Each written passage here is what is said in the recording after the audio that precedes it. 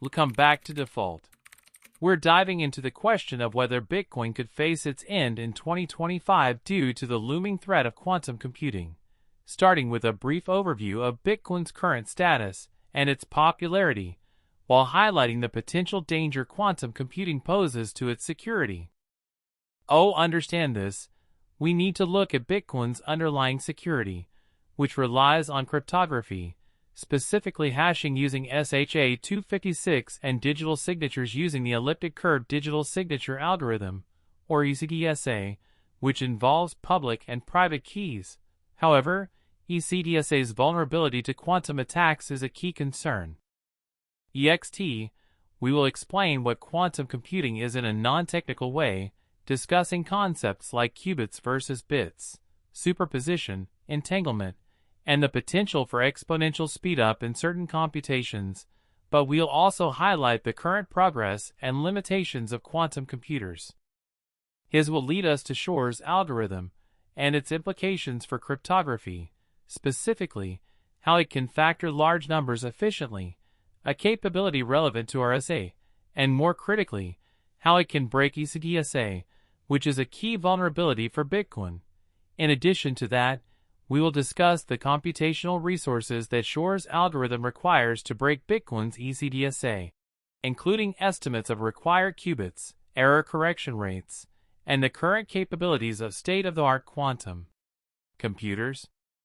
From there, we'll analyze the projected timeline for quantum supremacy by 2025 and its potential impact on Bitcoin,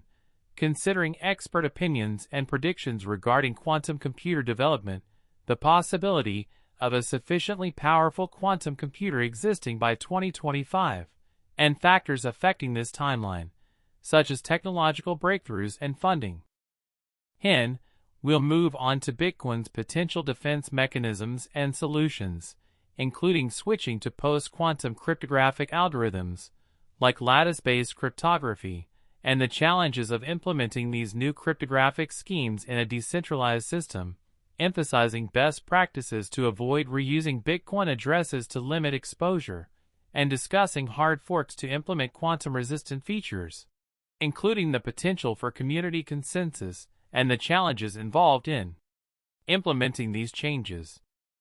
Considering all of this, we have to analyze the potential consequences of a successful quantum attack on Bitcoin, including the loss of trust and confidence in its security, the potential for a significant price crash, and the overall impact on the cryptocurrency market,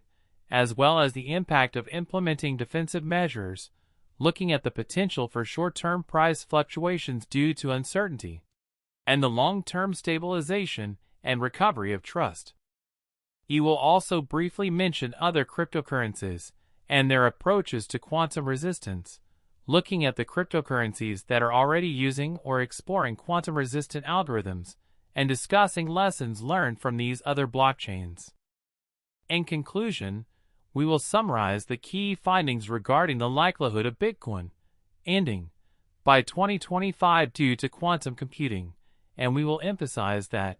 while the threat is real, Bitcoin does have potential solutions and a call to action to encourage further research and development of quantum-resistant solutions for Bitcoin and the broader cryptocurrency ecosystem.